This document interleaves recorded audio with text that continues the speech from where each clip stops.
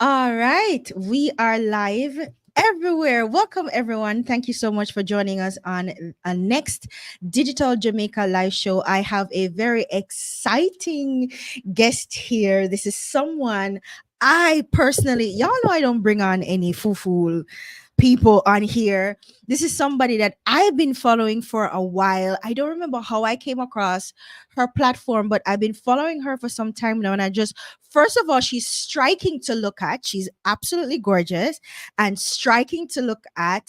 And that was, I think, the first thing that caught my eye. And then, what she was about, video and talking about video. And this was before I started going live on social media and other platforms. And so I found her content really useful. And I thought, you know what? I think I need to introduce her to my audience. So, guys, uh, Xayli Barkley is here with us today, and she's going to talk to us about how you can overcome your insecurities and your fear and your camera shyness and get in front of the camera, connect with your audience, build your brand, and ultimately sell more. All right, and that's what we're gonna talk about today. So welcome everyone. If you're watching live, welcome. For those watching on the replay, thank you for watching. We really appreciate it. So we're not gonna do no bagalang talking today. We're just gonna jump right in. So my guest, Xayli Barkley, and she's gonna let us know if we're pronouncing her name correctly. I think I am good. She's a video content creation coach and a thinkific expert. I remember at one point I was thinking about doing video courses, but I'm like, oh my God, to sit down, to talk in front of a camera and script and all that. And one of the platforms I was looking at was Thinkific. And one day I pulled up Thinkific and whose face I saw, but Zilly's face. I was like, oh my God. Oh my God, serendipity. So she's a Thinkific expert for online business owners. So you see the brand alignment, right? She specializes in helping entrepreneurs stand out, attract, nurture, and sell to their target audience with video content. Welcome, Henika. Through educational video content and online courses, she teaches others how to effortlessly create the visual learning experiences they've always dreamed of to unlock multiple revenue streams. And we did say 2024 was about what? Making more money, right? So attracting paid opportunities and connect on a deeper level with your audience. Guys, I keep talking about it all the time. Hi, Krisani. I keep talking about it all the time, right? Video is where it's at. We can't get around it. And if you are a content creator in this day and age, or if you're a small business, I should say, or a personal brand in this day and age, you have to be a content creator almost, right? Because how else are you going to connect with your audience? And as social media, as the emphasis with social media becomes more on the media part, then now we're going to have to rethink our strategy about how we're going to get in front of our audience, engage with them and convert them, right? And that is what Xayli is going to be talking to us here about. So without any further ado, welcome, Xayli.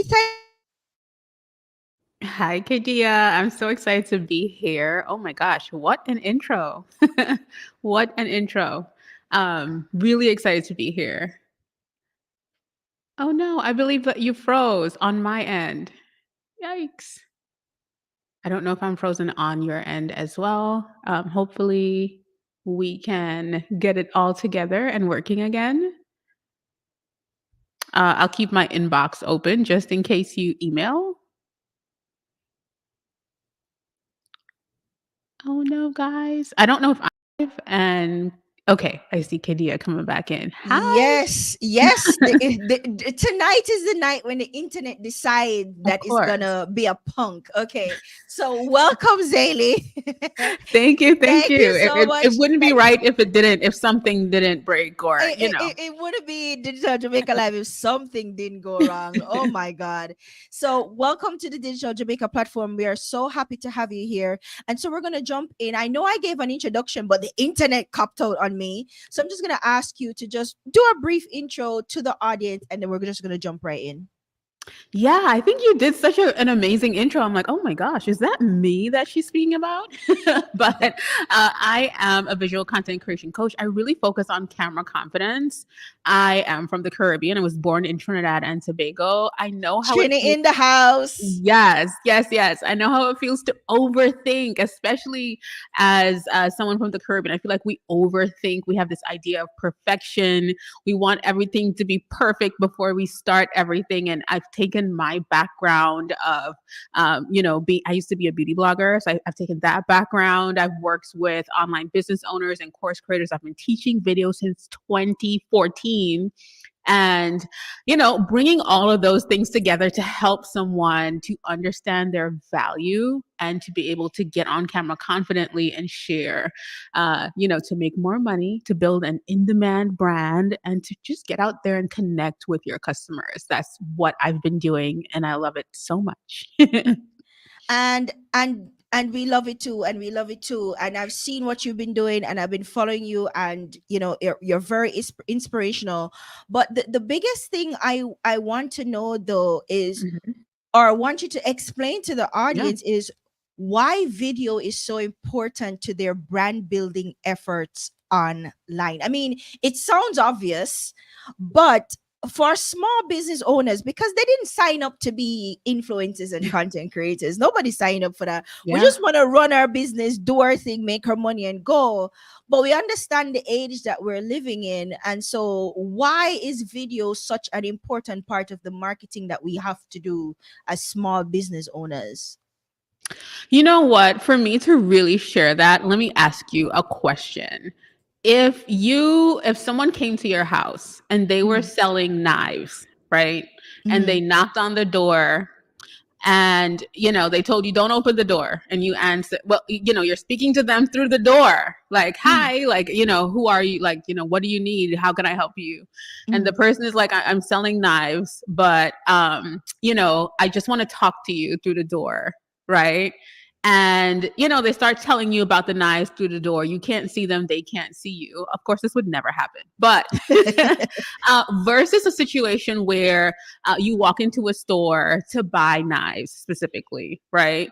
Mm-hmm. And you get to the store and the salesman starts showing you different knives, different things that they do, and which you're able to use for what. You could cut bread with this, you could cut whatever chicken with this one, or he's demonstrating how to use it.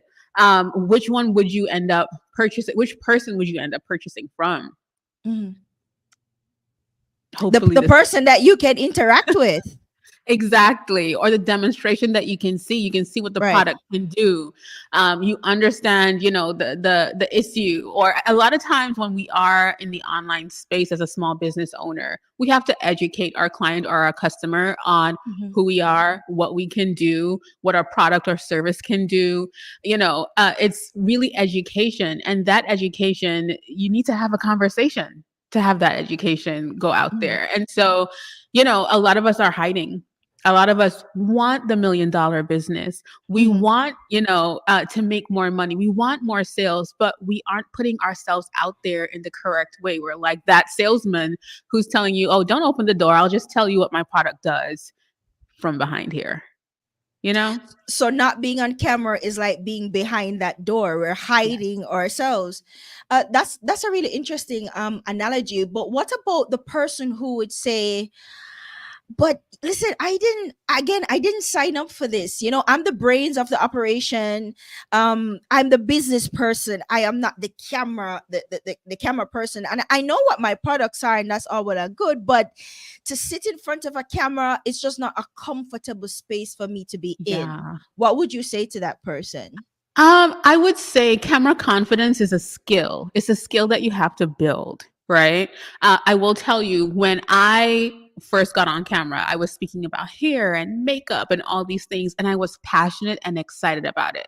But when it came to me teaching, video and how to use cameras and how to set up your lighting and things like that, I was so nervous. I had to transfer my skill that I had before. I was speaking Mhm. about something that I was passionate about. I had to transfer that passion because I knew I was helping and impacting and changing lives in this way as well. I had to transfer that skill. So, of course, I wasn't like fully confident at first, but it's a skill, it's a muscle. When we look at all the business owners, example, I would say years ago, we did not know Jeff Bezos owned Amazon, but now we know, right?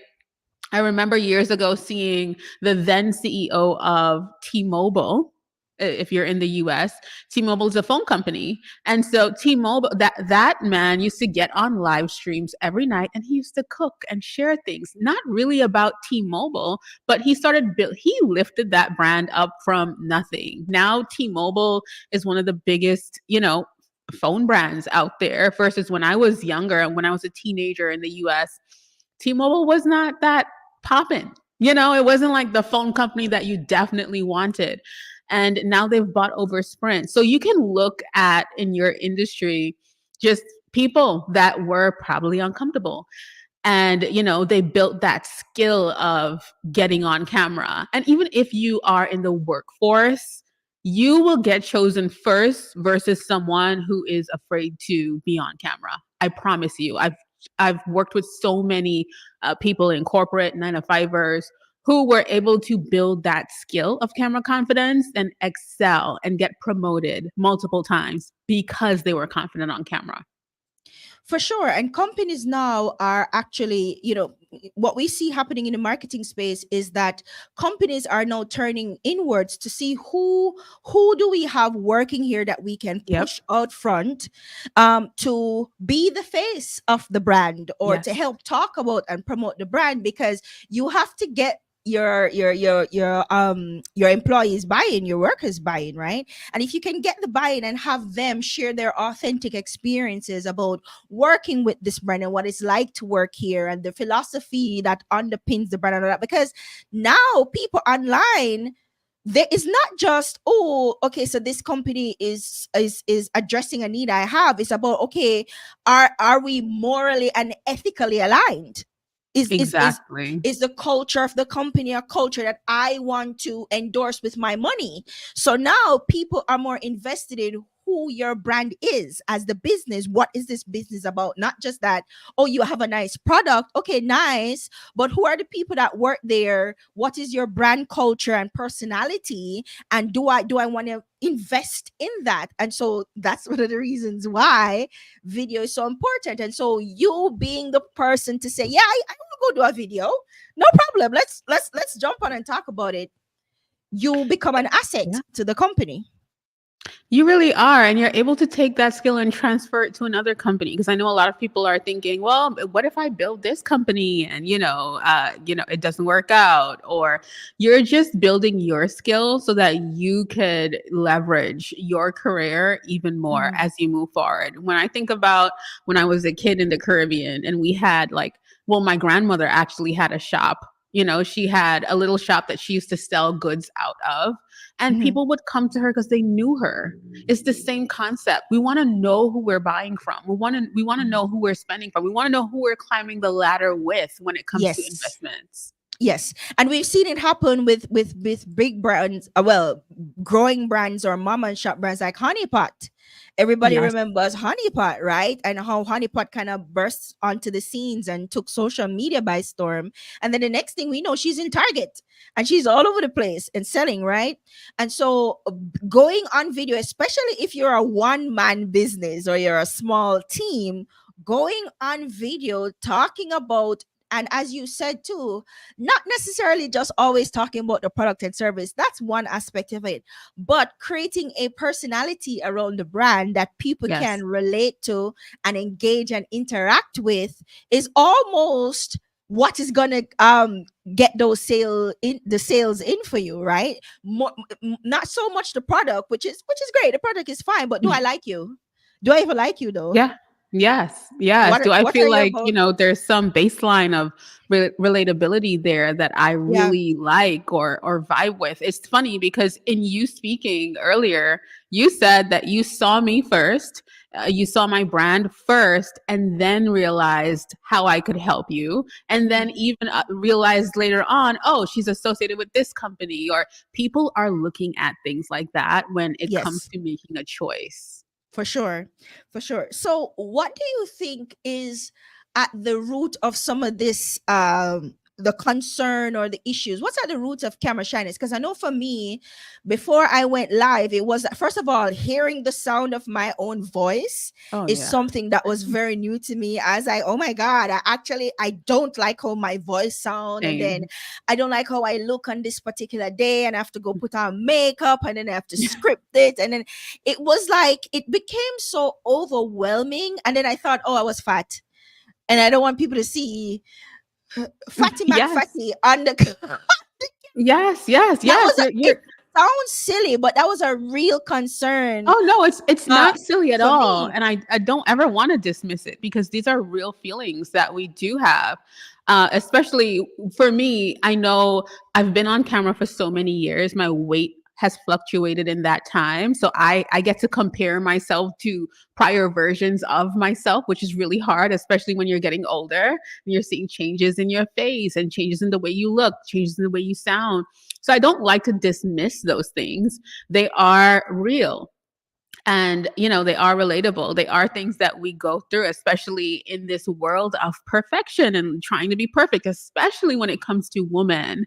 We go through a lot of that, so I would never dismiss it. But I know that for me as a business owner, video is the highest leverage, or highest leverage activity that I can do to keep things running. And I think about that. I also love to think about the people that I'm impacting. And if I'm not showing up, I'm not able to impact those people. The third thing I want to share is that those stories or those feelings are so real and relatable. So when you share that, the other woman or your customer or client is looking at you like, even if it's not me as a video coach, somebody is looking at you like, oh my gosh, I totally understand what you're saying. I feel what you're saying. I can put myself in your shoes and, you know, definitely relate to what you're sharing. So it's a part of the process. Katie, I can't hear you. I think you muted yourself. Sorry, yes. Sometimes it's still, because I've been on social media for so long, but it's still, I sometimes I'll come across a video, and what the person is saying is so relatable to me. I was like, oh my God, I thought I was the only one. Yes. Oh Yeah. my God, other people, this happens to other people. Yeah. So it's, you never know. We think we're living such individual and unique lives, right? And Yeah. these experiences only happen to us. All for us to go on social media and realize that we're all living almost the exact same lives, We really and we are. all share some very, very common experience. And what works on social media is that kind of relatability, Of course. Of course. right? It really Being is. able to share an experience that, even if we're not a part of the same culture, or we don't have the same everyday experiences, as human beings, we can go, girl, yes, me too. Me too. Me too. Literally. And just that kernel of relatability can spark a relationship between you and that audience, right? Definitely. It really does. Yeah, I saw a video on TikTok where the girl stitching on the video, somebody going, "Oh, this is day 47 of me not taking a bath." And then she was like, "And I saw you that. guys, you saw that one." And she's like, "And you guys don't want to post your video. And you guys don't want to talk about your brand and your product and how awesome you are." And this lady's on the internet telling Going everybody, viral. going viral, telling everybody that she has not had a shower in 47 days. She has not washed her hands in 47 days. Loud and proud. Loud and proud. And we're here so shy about sharing our videos. So sometimes, the insecurity can become that thing that we can use to connect to others, Yes. I right? like to say your mess is your message, more than likely. Oh, let's elaborate on that. Your mess is your message, because one of the things that we think about when we think about, okay, being on camera, is what are we going to talk about? Because what you don't want to do is go and, this is my product, it is so awesome, you should buy it. That doesn't really work on social media, right? But what else am I going to talk about? Because what I know about is my product and my service. That's what I know about. So what else y'all want me to talk about? What should I say? And there's so many ways to relate to people. I love just saying that you are unique. You definitely are. Uh, there's no one. First of all, if you're watching this and you're sitting in a room, whether it be your living room, bedroom, Mhm, car, wherever you are, mhm, there's no one in the world that has the view that you have right now. If you look around yourself and you look around your bedroom or your living room, there's no other room in this world that is like yours. And it's the same thing with your story and your journey. Yes, we may have relatability when it comes to our stories and our journeys, but there's no one's journey that is the exact same as yours. And that's something that we want to remember. And so simple things like thinking about, for example, I have a remote here, right? And let's say I was selling remotes in some way, and I had to think about like, my morning using this remote. Right. Not mhm. everybody's battery died. I might be able to share that. Like, the battery died. And if this is my product, the battery died. And, the last time I changed it was 2 years ago. Someone might be interested. 2 years ago, you changed your battery. Okay, your battery lasts that long in your remote. That's really good. And even if I have to build more around that, I could tell you what happened when my battery died. So this morning, I was ready to teach a live session. I was so excited and pumped about it. And my students started flowing into the workshop room. And as soon as I was about to start speaking, the battery died on my remote. Right. And, me sharing that is me adding to the experience or the story. And so it doesn't just have to be by my remote. It can be, listen, this thing lasts, the battery in it lasts for 2 years. And so you wouldn't have to go through situations like I did this morning when I was, teaching a workshop or something with my remote, because my remote is for my monitor, right? You won't have to go through situations like that every other month because this lasts 2 years. Something as simple as that is adding a story or adding your own experience to whatever it is that you are selling. And if you sit down and you observe your life, you'll see little glimmers of situations every day that are connected to your core messaging and your core values, of your business or brand, right? So it just takes a little extra effort for us to think about it in that way. For sure. So when we're talking about core messaging, we're going now into marketing speak, right? Or we're talking about messaging, but can you just explain quickly when we talk about messaging, Yeah. what exactly do we mean by messaging for a small business owner who no idea about marketing jargon? What do we mean about messaging?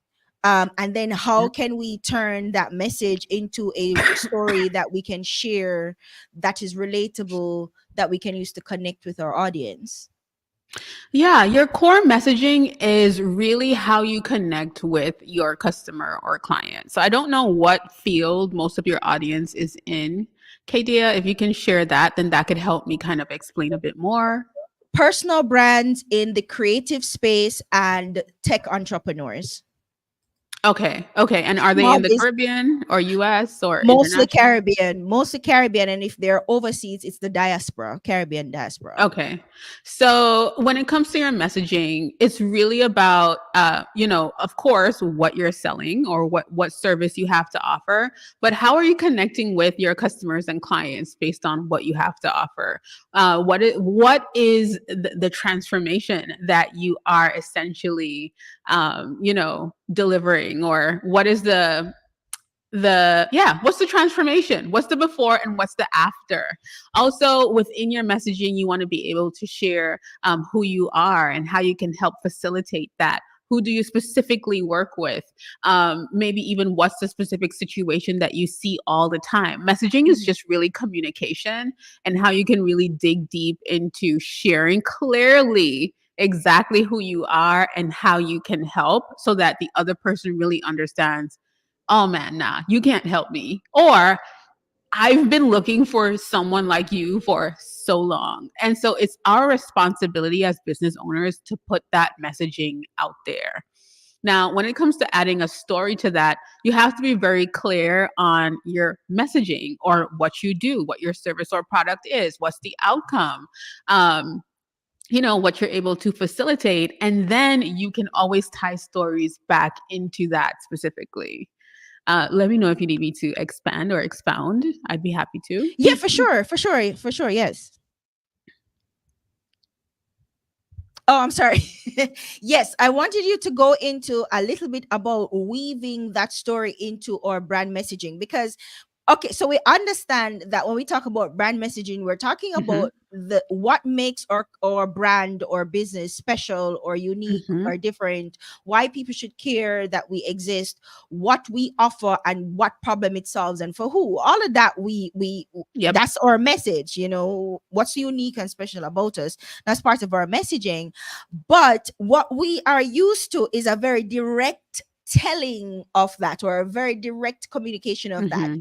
Hi, my name is Katie Francis, and I am the founder of Digital Jamaica. And Digital Jamaica, we talk about blah blah blah. There's only Okay. so many times you can actually do that without people going, Yeah. "Oh my God, yes, we know," right? So after people become aware of you and they know exactly who you are and what you do, keeping them engaged while still pushing your brand message, I think is where all is where a lot of people not just get stuck, but is where we're at, kind of scared to go. Like, Yeah. okay, so after I get this message, oh, what do I do? What do I do? Because they know I have to continuously create videos. So what is the expanded conversation that I need to be Yeah. having with my audience to keep them engaged while still selling? Because it's really still selling. So how do I do that? There's so many different ways, and there's, for example, having a story bank of things that you can share is definitely a game changer. So example, a lot of business owners don't understand their story, even like, well, how did you start to do what you're doing now? Even like I have a podcast and sometimes I'm interviewing people and they don't know, they don't come ready to tell their story. That's one of the first things that you have to know as a business owner, your story. How did you start? How did you get here? No, understanding your story is going to help people start realizing if they want to work with you or not. For example, my story starts years ago. I got into beauty and fashion. I've been blogging since around 2007 in the online space. When I say that, that lets you know, oh, she has longevity in what she's doing. It's not me telling you, I've been around for this amount of years, because that's what we tend to do.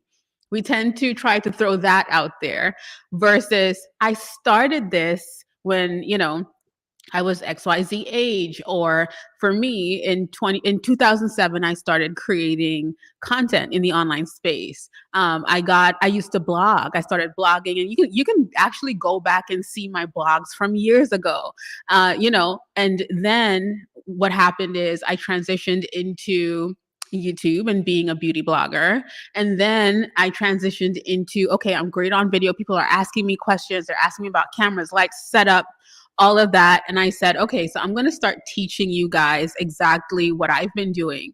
And then that started evolving and turning into partnerships with huge brands here in the US. It started turning into me dominating the software space and being featured, with many different software providers in the tech space in the US. And so that just developed and developed. Now for you, you have to know, like, what's your story? What are highlights in your story? What are things that were difficult and shifted in your story? And you can always tie it back to your messaging or your core offer, as we were speaking about earlier on. There's so many, and it's not only your story or your origin story is what they may call it sometimes, but also like, what's a today story, kind of like I shared with the remote. you know um there are so many different things that you can pull out of the bag. What happened yesterday? Why was your week difficult last week? Why was your week amazing last week? Simple questions like that you can answer. And somewhere in that answer, you're going to find gems of who you are and how you can help based on the work that you do. But it's just making sure that you tie it back to what you offer and the work that you do, or how you're able to help someone. Does that mean I have to tell everybody my business? Because does that mean I have to blog in the car and show people how I buy coffee? Do I have to tell people all my business? Because No, you in the don't. in the Caribbean, there's this thing about, everybody don't need to know my business, that kind of thing. And we tend to be guarded a little bit about protecting our private lives. It sometimes it's a safety concern, sure, but sometimes it's just that we're not used to, as we say, putting our business out there like that. And then why should I be talking about my personal life? I'm not trying to get you to buy anything related to my personal life. I'm trying to get you to buy my product or service. Why is that not the best mindset for you to have?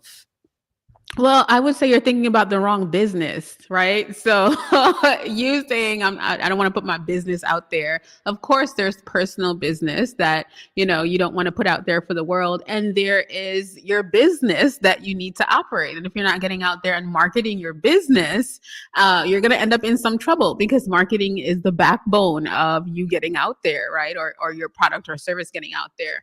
I would say you can be very strategic in what you share and what you don't share. You don't have to share everything.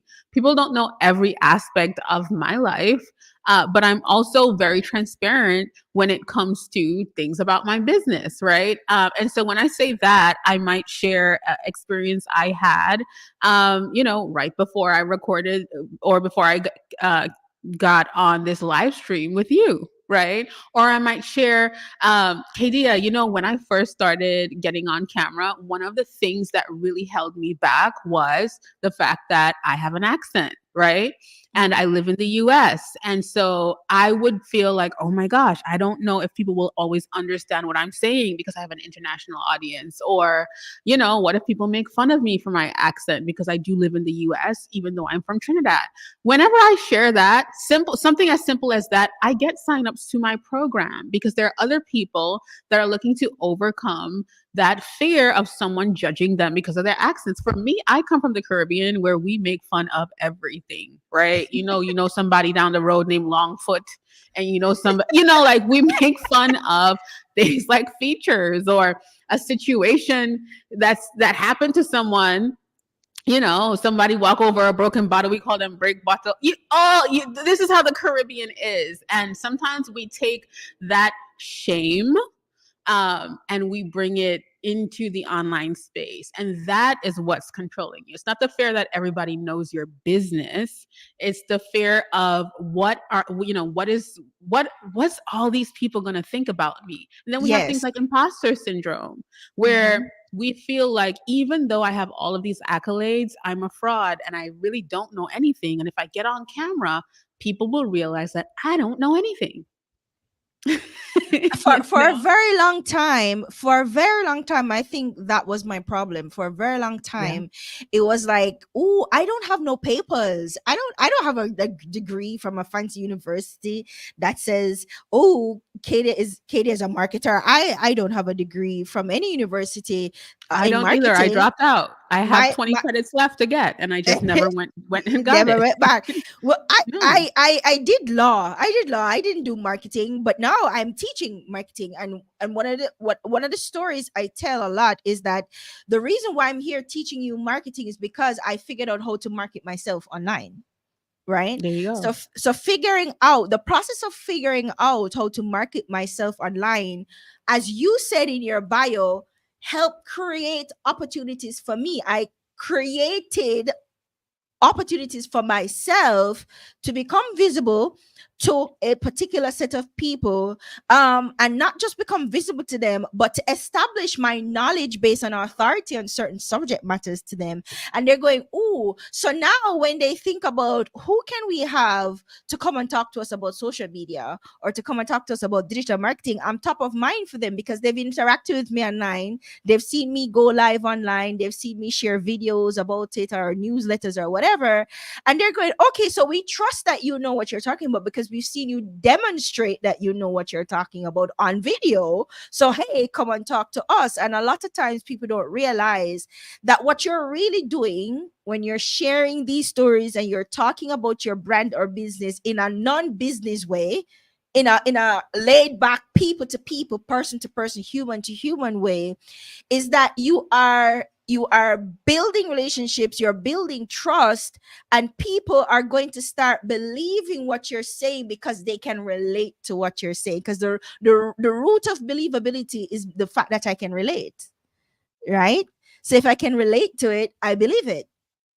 that Definitely. It's that so could be that's bad why or I good, but say, yeah, no, I always say, if you are able to build a skill of camera confidence, it is a dangerous tool to have developed.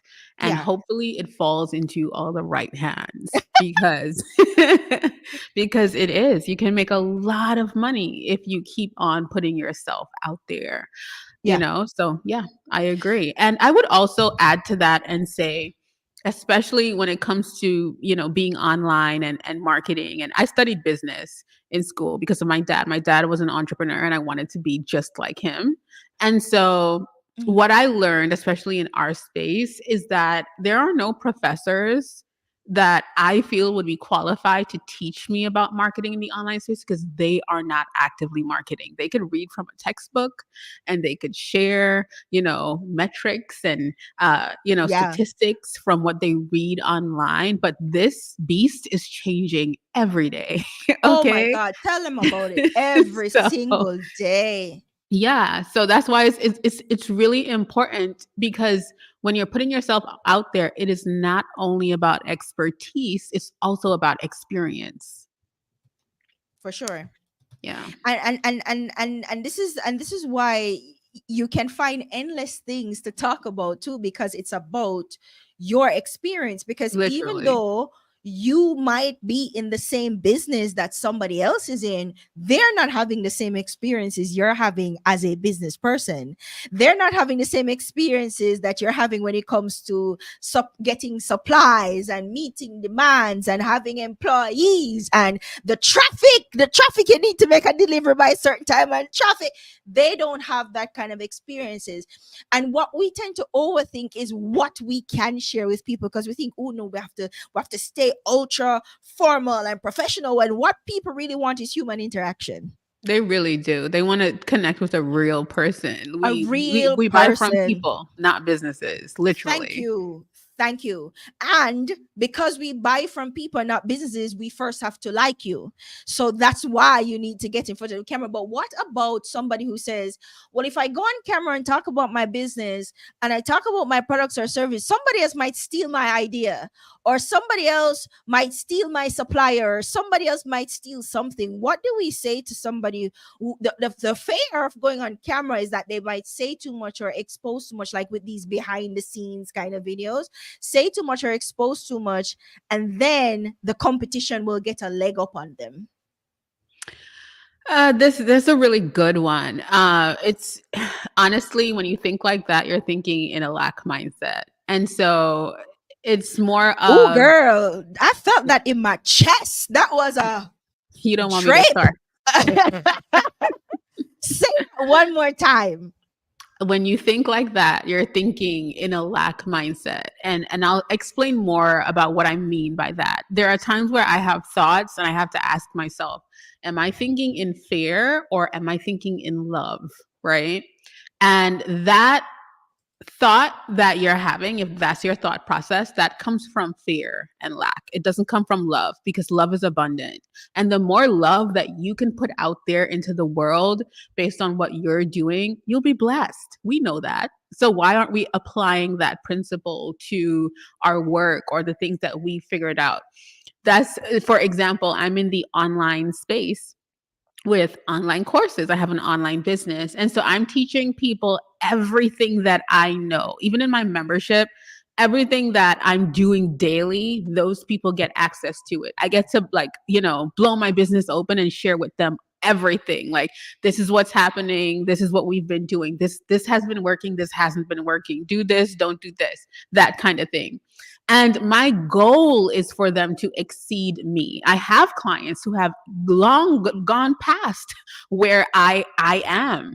And the beauty of that is that I get to help someone else along their journey or their process. That's me giving. That's my process.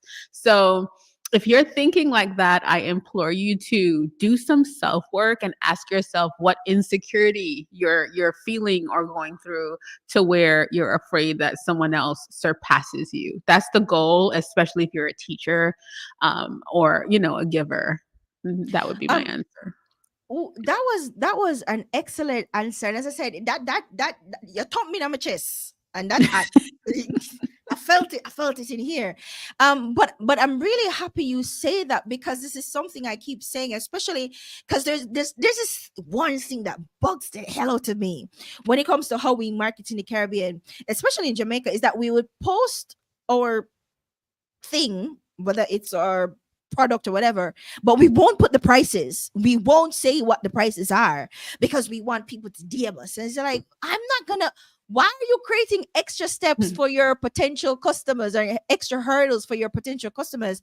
And the response is usually, well, I want them to message me so I can put my price, because I don't want somebody else to see my price and then undercut me. And you're like, so you are mashing up your own business because some probably imaginary person out there is gonna hijack your prices. I mean, he have mercy, have mercy. So that's what you're talking about when you're talking about from a piece of love, because people talk about, putting love into it and go, oh, the airy fairy lovey dovey stuff, and they're not really realizing that what you're talking about is the love of what you do, the love Yeah. of your business, the love of your audience, the love of your product, and Yeah. the wonderful things that your product and service can actually do for you, because you're going into business to make money. So the wonderful things it can do for you, but most importantly, the wonderful things that it can do for people. That's love. Yeah. And We are that's what we're talking service. about. We're here to serve. We're here to serve. We're here to Yeah. give. We're here to facilitate. That's what we are here for as business owners. We're here to serve others.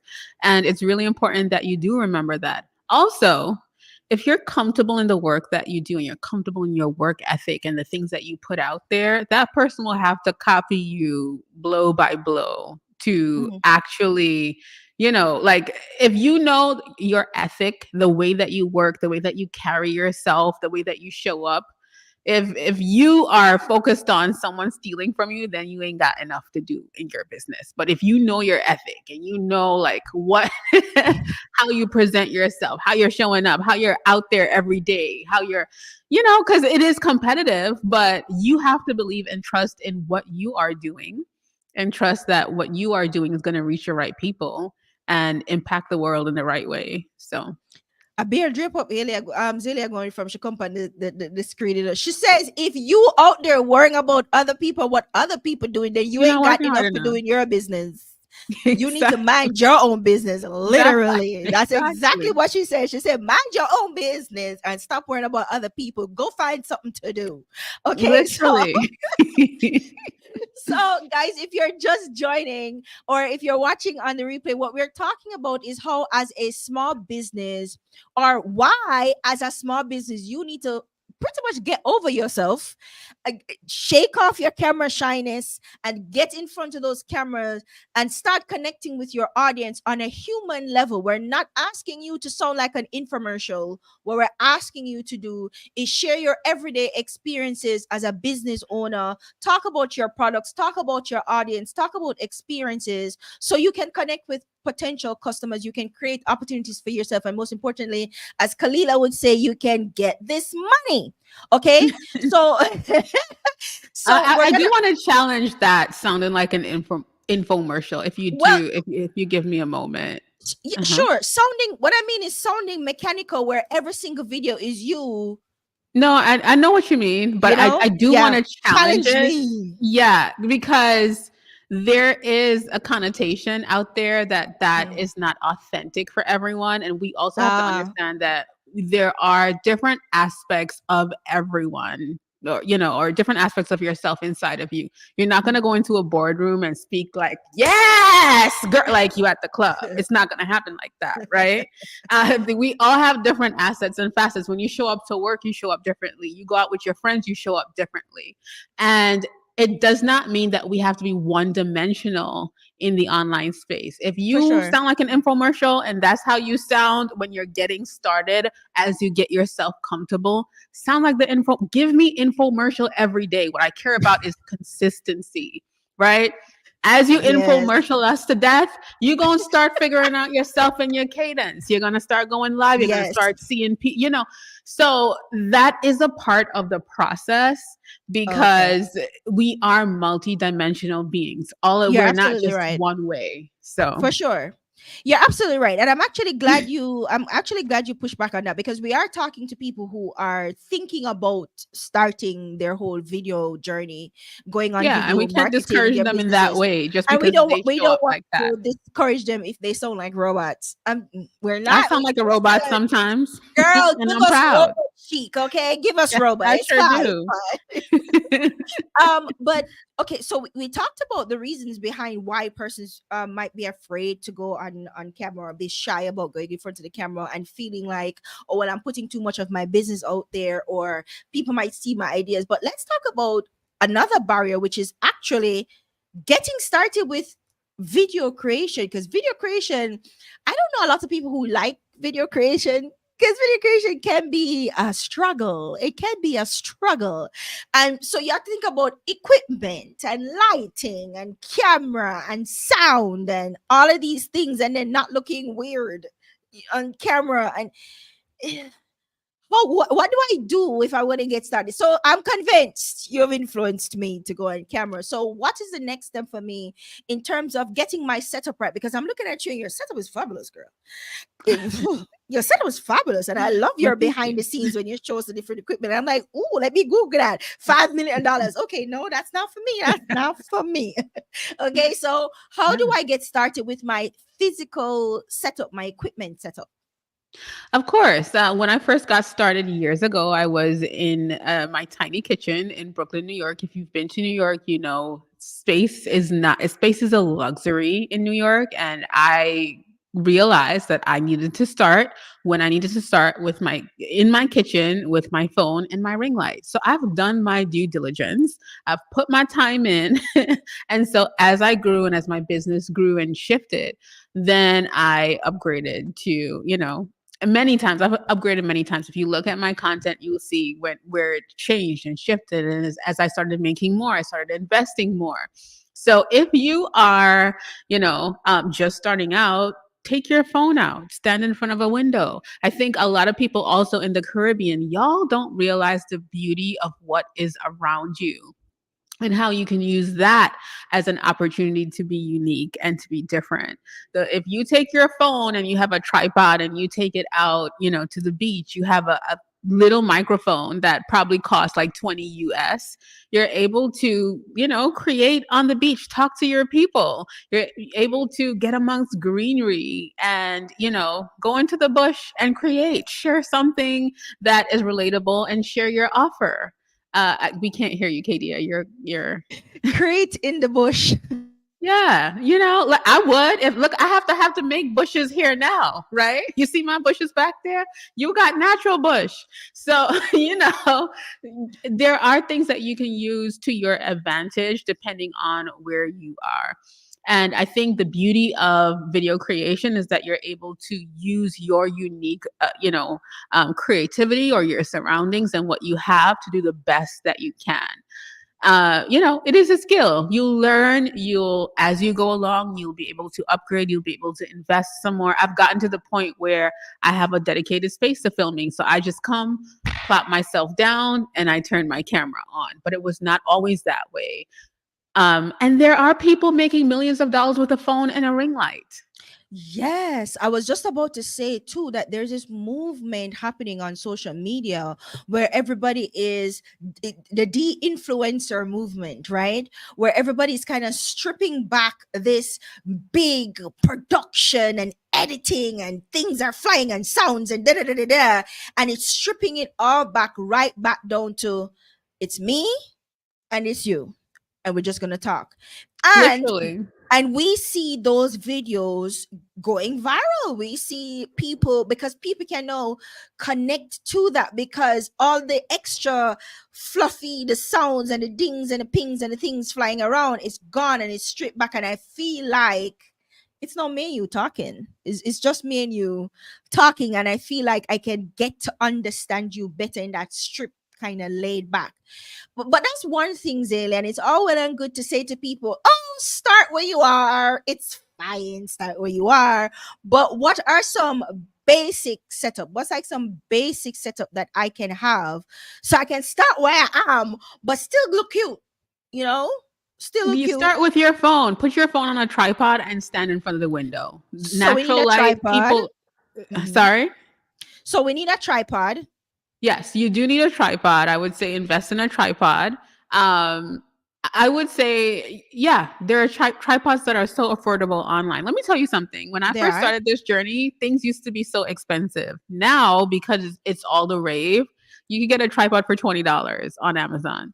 In my time, when I started this journey, you could not. Tripods were a bit more expensive, or even good tripods, are still expensive. And I would say get a good tripod, because I've had cheaper tripods fall and break my phone and things like that before.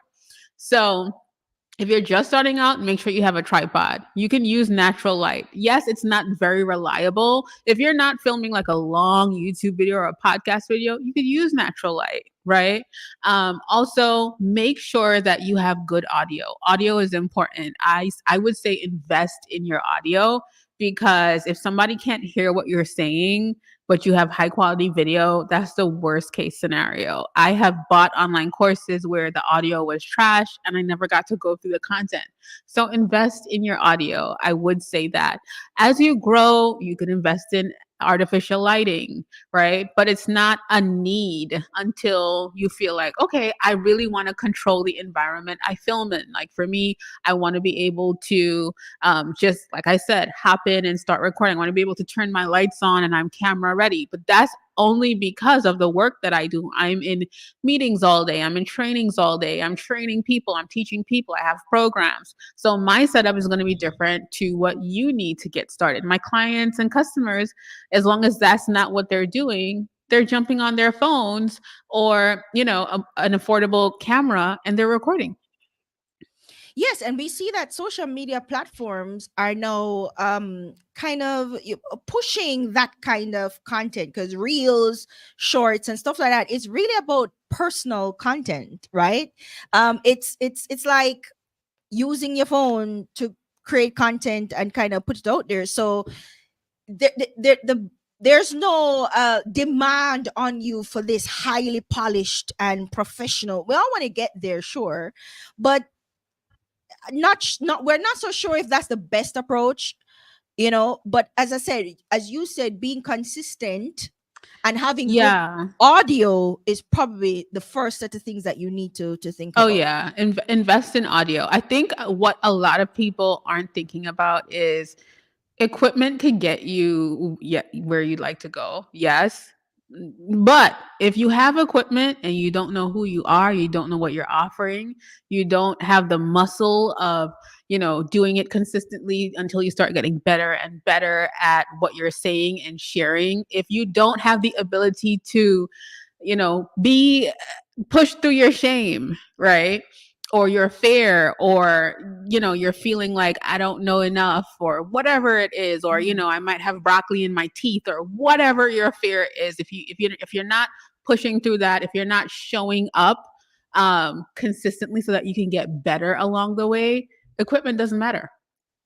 It's There your you go. personality. It's your personality. So okay, so we're going to start where we are. We're going to use our phones. We're going to invest at first in our audio to make sure that people can actually hear what it is that we're saying, and we're just gonna be as relatable as possible. How do I then, so I'm after I've created the video, how do I promote the video? Because for many persons, they're like, okay, we're gonna create a video, we're gonna post it on Instagram, and that's where it goes to live on Instagram, and that's it. So what do I do after I've created the video and I'm ready to publish it? What are some of the ways that I can market it and push it out there to actually get the video to work for me? I mean, well, you have to be aware of the problem that your video is solving. Once you're aware of that problem that the video is solving, then you're able to communicate with your audience, right? And let them know if they look at this video, it's going to help with X, Y, and Z, right? And promotion, it never ends. Now, for me, I will tell you, I believe in platforms like YouTube where you have search engine optimization. So you're able to put keywords into your content so that, YouTube can help people find you as a solution to their problems. I love Instagram, but they don't do well at SEO or they don't do well at longevity, right? So if I created a video on this day last year, nobody knows what it is. Sometimes I go back and find content and re-promote it myself. Like if I've created something on a topic already, I'll go back and share it in my stories, or I'll create an updated version of it. But that my preferred platform is YouTube. I have YouTube videos that's making me money 4 and 5 years later. So Yes, and we actually spoke about that not too long ago when I was talking about, I was talking to some digital creators, and one of them was somebody with a YouTube channel. And I asked why YouTube, and he said because this is something that can outlive me, right? And literally, if I create evergreen content that people will always want to come back to, even when I sometimes 3-4 years YouTube is just recommending that video 3-4 years after the fact. So yes. if you're creating content, and by evergreen content, what we mean is content that will always be relevant to your audience, right? So if we're creating relevant content, relatable content, evergreen content, and we're putting it out, as you said, on platforms like YouTube, where we can optimize that content for search, then that's the best place to start. What are some other ways though, Xayli, we can promote our videos? So we tend to stick a lot to social media in the Caribbean, but digital marketing space is broad. So what are some other ways that we can use video to kind of promote or business, or other places we can put these videos to promote our business? You can definitely put it on Pinterest. So you're able to Pinterest is another search engine, and so you're able to put your videos on Pinterest. You can put your video on a blog, right? So you can create a blog post and embed that video. You're able to also rip the audio from your video, depending on how long it is, and create a podcast episode out of it. So it's not only about promotion, but also repurposing. How can I reuse this content over and over? So that people are finding me more, or so that, more people are finding me for a specific solution. For sure. And that's one of the things that I want people to take away too, is that your video, especially if you're making video over a certain time, we consider that long form content, and long form content is highly repurposable, right?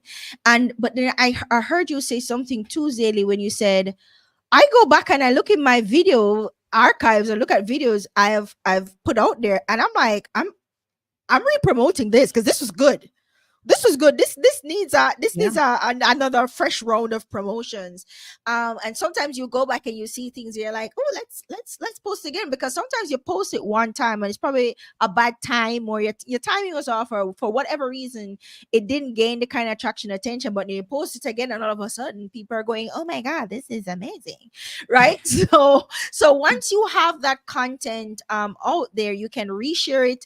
And I say reshare it as many times as you can reshare it in as many places as you want to share it. And as you said, you can then take that video, turn it into clips for reels, or YouTube shorts, or TikToks, or take that audio and turn it into a podcast, or embed it on your website as a blog. And that's another thing I want to talk to you about, Xayli, quickly. As a small business, we're not website people in the Caribbean, and I don't know why we're not website people in the Caribbean. But if you're creating videos, you can embed those videos on your website, and that becomes content for your website that you're also optimizing and using to attract people, right? Yeah, and I want to challenge you on that. I don't think that it's not that we're website people in the Caribbean, because when you're searching for a solution, if you end up on a website, you will read what the website is saying, right? So if you're thinking about search engine optimization, it's just about you positioning your product or service as a solution. Like my dad is, I don't even know how old my dad is now, but he loves cars. And so he's always looking at content, whether it used to be magazines. Now he's on YouTube looking for content. Now he's Googling things. Like he came to Dallas recently, which is where I live, and he already knew what shows he wanted to go to, what this and that, what car shows it has here and there. I know nothing about cars, but he had his agenda. And when I think about like his process as a consumer searching, he's ending up on websites. So I don't think it's that we're not website people. I think it's about us thinking backwards. We all know in business, the key is to work backwards, right? So if your goal is to make $100,000, you know how much you have to make monthly. If your goal is to show up in more spaces, where with where your consumer is searching, it's you have to put your content out there on websites, and they will find it while they're searching, because For when sure. we search, we're not asking only show me content on Instagram when we search, right? We are seeing content, we're seeing YouTube videos, we're seeing websites, we're seeing, so if websites are being underused in the Caribbean, this is your opportunity to put yourself out Get there ahead of on the a website. competition. Yeah, for sure. Definitely. For Yeah. sure. When I say we're not Caribbean people, that's exactly what I mean. We tend to stick a lot to social media. And my thing is social media is not a conversion platform. It's awareness building and visibility, but it's getting harder and harder to convert on social media these days. And so you're now going to have to find a way to traffic them to your own sites where you can do the heavy lifting Literally. to do the converting, right? And so we're so focused on creating content for social media that we're ignoring the other places where you might have a higher Definitely. ability to convert. And so video is already an excellent conversion tools, but are we using it in our email marketing? Are we putting it on our website? Are we putting it on YouTube? Are we using other digital channels to kind of spread our content around and spread our content around in such a way where we are putting it in places where the possibilities are highest that we're going to be seen by the right people? that's Yes. that's that's really the strategy, right, to get it.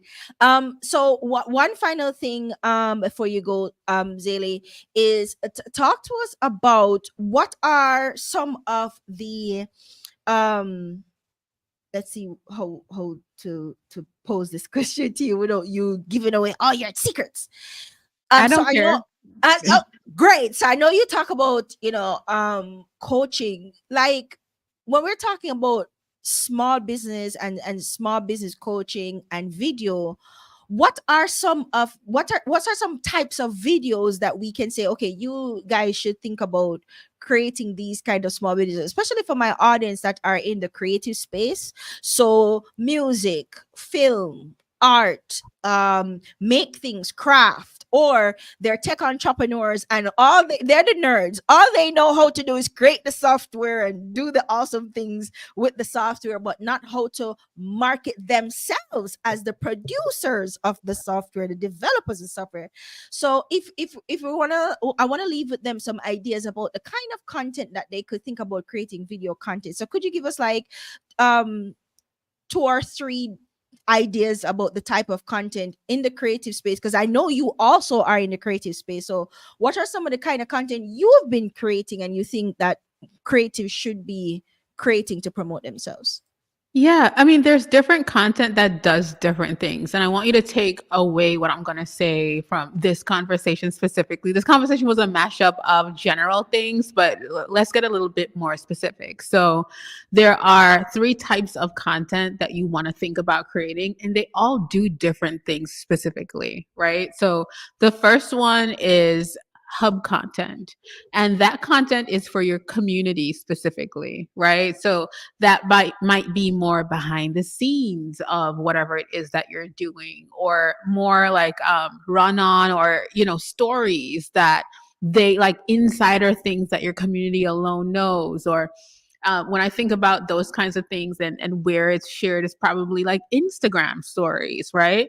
Because you don't really have new people watching your Instagram stories, or even on TikTok. All platforms have some form of stories to it. And so it's also beautiful to put that content on the outside sometimes. When I say outside, I mean like on your feed, or publicly, or front facing, because what happens is your community flocks there, and people realize, oh, there's a community here to this person. Like, how can I be a part of this community, kind of thing. So you want to start thinking about, things that you can share that you don't really share.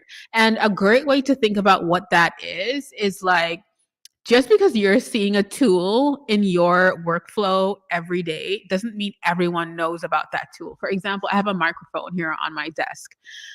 Me as an expert, I might think, well, everybody knows what this microphone is and what it can do. I don't have to share that, or I don't have to share the difference between this microphone and what both can do. But I can, right?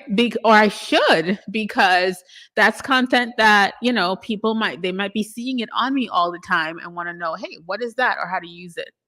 Now that I've said that, the other type of content that I want you to think about is content that helps people, right? Like helpful content. And when you think about that, you think about, like, if you're having a conversation with a client or customer, or if you have a few clients or customers, you know that they are all coming with the same questions, right? So for me, I would always get over and over, like every time I'm on an interview, I get the kind of questions that Kadia is asking, like, what should you use as a beginner? What should you use, as you begin to grow? Like, what should you start off with? I have content about that out there, because that's the first set of questions that people do have when they're coming to me. And that content is value packed. Like, I'll tell you exactly what you need. I'll even refer to you what works for me, what I love, what broke, what didn't last, all of those things, because it's my recommendations and references, which is going to be different from everyone else's. That's why it's so helpful. So I would think about the 10 questions that your clients and customers ask all the time, and position yourself as the answer to those questions. So that's the second bucket of content. The third bucket of content is, content that is like, what can I share based on what is already out there or what is trending? Because that content has the potential to grow legs for your brand. I'll give you an example. Recently, I shared like how I use my Osmo Pocket for B-roll. The Osmo Pocket is a camera. I don't have it in front of me right now, but it's a camera. And so there's other content about the Osmo Pocket out there, but I shared a different perspective of how I use it in my daily business, right? And so in sharing that, it brought people who are already interested in that product to my platforms. And I think I shared it on like TikTok, YouTube, Threads. I shared it on multiple platforms, and it brought like over, I think, around 300 followers, in the full ecosystem, and it's still bringing in followers. And I shared it like maybe like 4 or 5 days ago.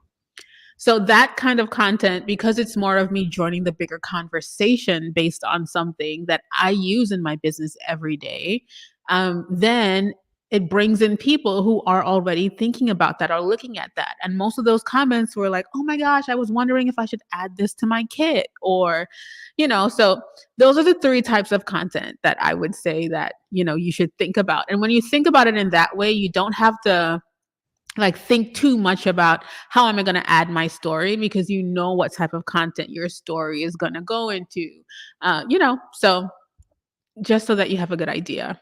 Right. So you said there are three types of contents. Hub content, which you say is like content for your community or to help you build community.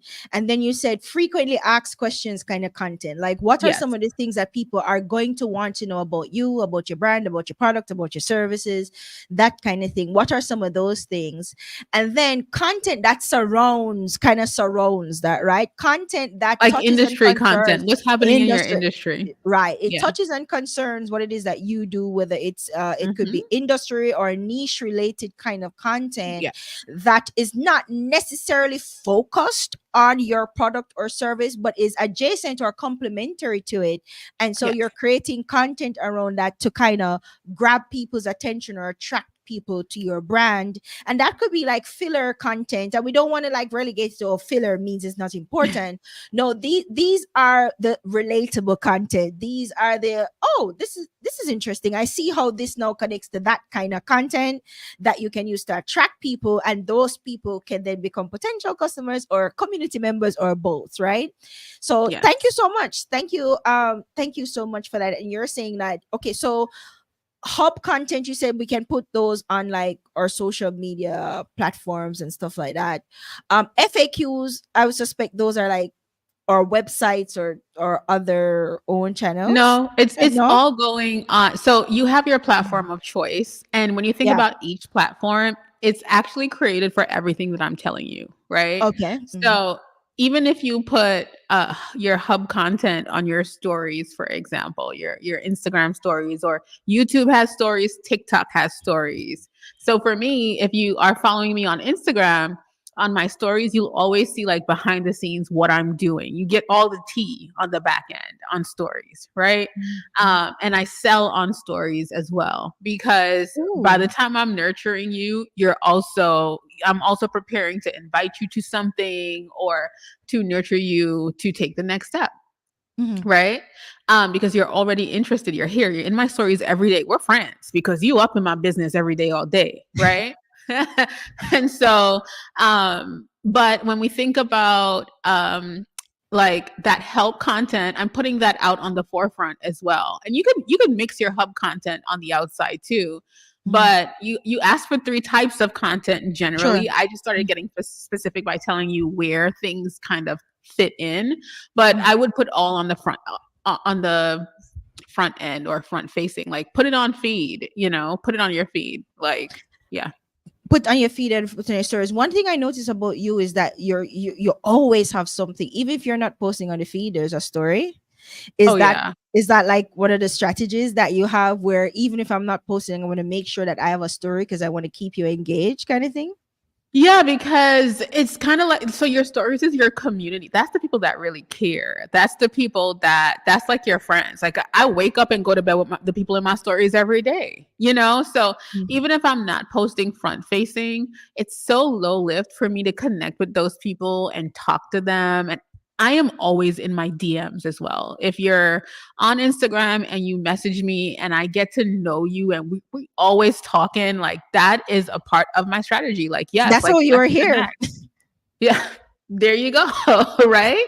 So, I am that kind of person. I'm in the DMs all the time talking. If it is my Mhm. assistant, I'll let you know. Or if you come with a request, I'll let you know my assistant is going to follow up because she's also in my DMs, right? Mhm. But it is a part of the process. I'll always ask on my stories for you to DM me. Like all of the money does not. It's you got to remember, front facing or feed is attraction. It's getting people into your ecosystem. It's finding new Mhm. people. It's about sharing content that people want to share. Like, hey, did you see this? Or what you think about this? Or that's what the forefront is for, right? But you want to get people in a place where you are connecting with them on a one-to-one basis, whether that is on your email list where you're emailing and speaking to that one person in their home on their phone, or you are in the DMs connecting with you. I can't tell you how much I sell in the DMs because it is a lucrative place to connect with front end. So for me, someone might subscribe to me on YouTube, and I can't tell you how many times I look at the beeline happen. They'll find me on YouTube, then they come on Instagram. Then I see them go follow on Facebook. Then I see them, subscribe here or there. And then they end up in the DMs, right? Then they might reach out an email like, hey, I want to work with you. Or, like that nurture process, it's a beeline. So, And I'm glad you talk about a nurture process, because that's another thing too. Video marketing is all well and good, but video marketing should be part of a strategy, and that strategy should also take into account your funnels, of right? course, it is a funnel. It's a big funnel. It's your funnel, right? So they see me here, what is the next thing I want them to do? Or not even so much what you want them to do, but what do they naturally do? So just as how you say, well, they will see me on YouTube and then they'll come to Instagram and maybe go to Facebook and then DM me or then email me, because what they're doing is, one, looking to see if you're consistent in what you're saying across all your platforms. Literally. Literally looking to see if I you're just consistent. uploaded a video about that. Yeah, looking to see if you're consistent in the quality, and you're consistent in what it is that you're saying, and there's consistent output from you. They're also looking to see, when was the last time you posted something. Of course. If I'm Yeah, going to buy from someone who's telling me about marketing and content strategy, I want to see what you're doing. Are you putting yeah. yourself out there every day?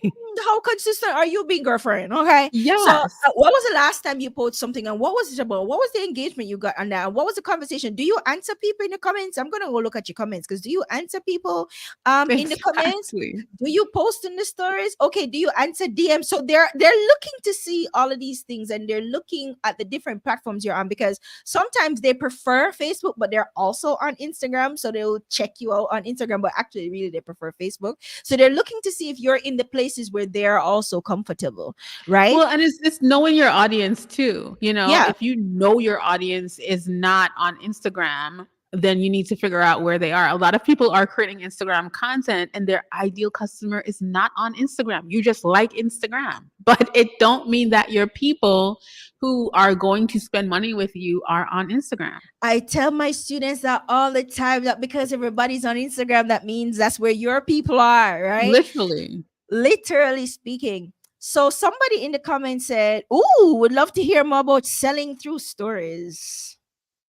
Yeah. I mean, so of course, when you're thinking about stories, like I said, these people are people that are with you. I feel like stories people are actually looking for solutions, right? They're looking for like, now how can you help me? Now I know you, I'm watching your stories every day. I do have questions. And I think that one thing that we don't take into account is the conversation that your customer is having in their heads, right? And that is literally what marketing is. So if you know what you're putting out on stories, you have to think, what do they want to know next? Or what might they be thinking at this point in the process? Mhm. And so once you understand the psychology of what your person is thinking, you know when to insert a testimonial of someone who worked with you. You know when to insert how you treat your clients and customers. I do that all the time. I'll think about, okay, I know that I'm launching XYZ, and what I want to show people is how it works when you work with me. What's the process of what we do? What am I teaching you in this course or program that I'm selling? What are the fears that you might be having around investing in this moment? I talk to my people in that way through my own stories, and so that's where I'll start saying things like, if you feel like this message is resonating with you, definitely hit me a DM to find out if this is for you, or if this is a good investment for you, because people want to talk and communicate. There are lots of times where someone will be thinking, oh, like every story you're sharing is so good. How can I be a part of this? Or they're probably wondering, well, I don't know what the price is, right? Like Kadia was saying. Or they're probably wondering, like, is this for me in my stage up? And so you have to know those questions. And think about a one-to-one experience that you had with someone. Think about all the questions that they've asked and make content in your stories based on those questions. All right, guys, you heard that. That was a strategy there. That was a strategy. Now I gotta that was go. that was a strategist there. Now she gotta go. Now she gotta go. Listen, I thank you. Oh, that was so much. As Earth Brown said, that so much to take away. So Xayli, thank you so much. You really set like the foundation for us as to why we should be on camera and how we should be showing up on camera, and like some of the things that we can do and content that we can create. And we really appreciate it, guys. If you want more information, because you just heard us say I posted something about that today, go and Yes. follow Xayli. So Xayli, before you go, is there anything happening that you want us to know about? Where can we find you? What are some of the things that we can expect from your platform? That kind of thing before you jump off. Yeah. Well, I just actually, while I was getting prepared for this, I jumped off of recording a new, really exciting training that I do have, which is focused on helping you understand exactly which stories you need to tell in your business. It's funny that we spoke about that today. So if you're wondering like I have a guide that is going to walk you through the prompts that you would need when it comes to, so I'm giving you it. I've created it and I'm giving you exactly what, like, day one, talk about this, day two, talk about this, day three, and it's going to ensure that you're pulling from all buckets of, your expertise, your experience, and your business. So you're helping, so you don't have to wonder, what should I talk about? I'm going to share with you what I call the unique method, right? So you can follow me on socials to find out when I release it. I'm going to drop it soon. And of course, it's going to be within a free guide. And if you care to learn more, you can upgrade to the workshop, which is going to be very affordable. And yeah, I'm on Instagram. If you look up XayliBarclay, my name is on the screen. I'm Xayli Barclay everywhere. And send me a DM if you watched this and you felt like, oh my gosh, something that she said, anything like really resonated with me today. I'd love to connect with you. Awesome, awesome, Xayli. Thank you so much for being here. Really appreciate it. And guys, she really does answer her DMs, because I I do. slid in her DMs. I'm like, girl, I love you so much. Can you come and talk to my people? And she's like, yes. It was easy. There was no, do I know you? It wasn't that. It was so easy. And we really appreciate that about creators like you who are already very much out there, taking the time to kind of go, okay, little people, let's talk to you. I'm just kidding. We appreciate you, Listen, Xayli. Thank you so much. I believe in my little creators. I still consider myself a little creator. No matter what happens or where I go, I'm very aware of, where I've been and where I'm going. So Sure. thank you for having me on here. Thank you so much. Thank you so much. We always appreciate creators who they've figured out the formula, they've figured out a strategy, they've kind of worked it out, or some of them are still figuring out, but some of the things that they've done, it's working, and it's working really well, and they are willing and open to come and share it with us. We really appreciate those people, and Xayli is definitely one of those people, and this was an awesome conversation. So guys, thank you so much for watching. If you want more conversations like this, I do a lot of talking to people in my newsletter. I share lots of deep insights about marketing, and especially if you're a small creative business or a tech entrepreneur, if you're in any one of those areas, I share a lot of content around that. So if this is something you're interested in, make sure you sign up for the newsletter. There's a link in my bio everywhere. We really appreciate you guys. And on the next Digital Jamaica Live, I am talking to Travel with Tonyan, and we're going to talk about how do you become a UGC creator? How do you actually get paid to create content for people? How do I get into that business? So she's going to tell us all about how to become a UGC creator and get paid to do it. And that's coming up on next Digital Jamaica Live. Have a wonderful rest of your week, guys. And we're going to go back to a regularly scheduled time for the next Digital Jamaica Live. And so make sure you're following our platform so you can see when we're going live, and you can keep up to date with all the things that we're talking about over here. All right, guys, thank you so much for watching, and I'll see you next time. Bye.